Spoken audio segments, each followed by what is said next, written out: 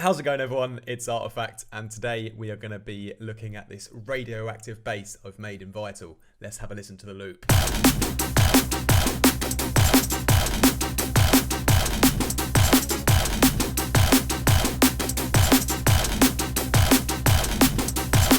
Now, obviously, it's not a radioactive bass in reality, so don't worry about watching the YouTube video, you won't be harmed. So what I want to talk about is this main bass stab that I've made here.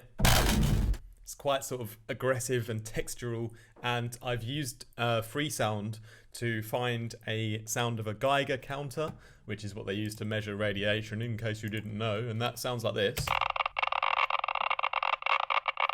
And I've used that as a starting point for the sound. So we've just thrown in the sample into Vital here.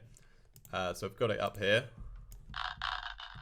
I've pitched it up a little bit, and we'll go into why I did this in a second.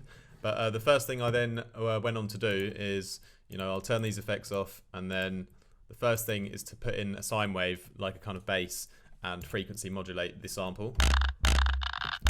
That also sounds pretty nice. You could make some sort of more subtle kind of rolling bass sounds just with this, without these extra wavetables that I'm going to throw in.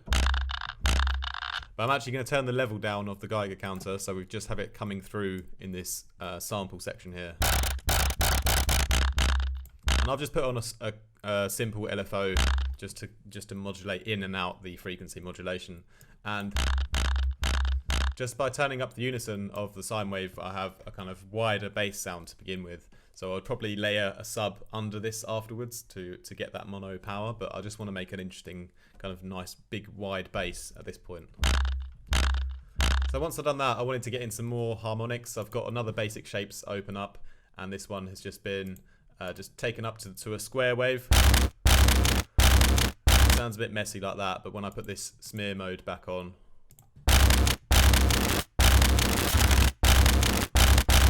it still sounds kind of messy, but you can see it further on in the effects how it's going to sound a lot better.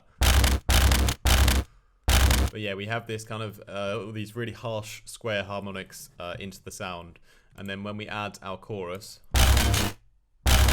that's when we start to get this kind of really interesting pitch and texture combining like magic.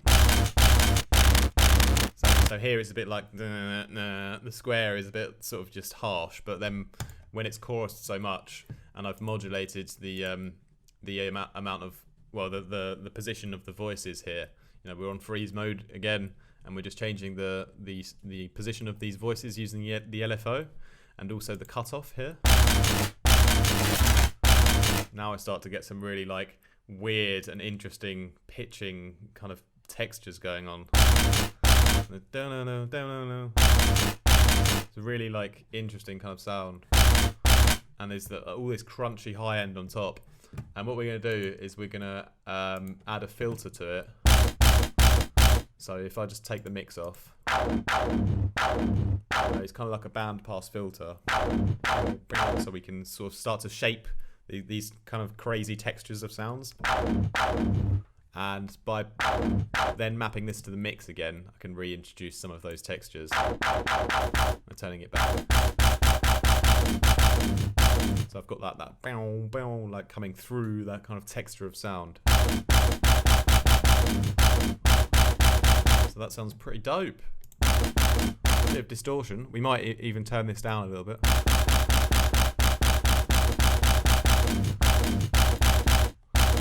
And there you have it. Bob's your uncle. That's basically the Geiger radioactive bass stab patch. And I've gone on to create an extra lead sound here, which is very similar, but not similar. It's kind of starting with the same patch, but yeah, this other one will also be on my new Vital preset pack, which will be out at the end of this week. So stay tuned for that.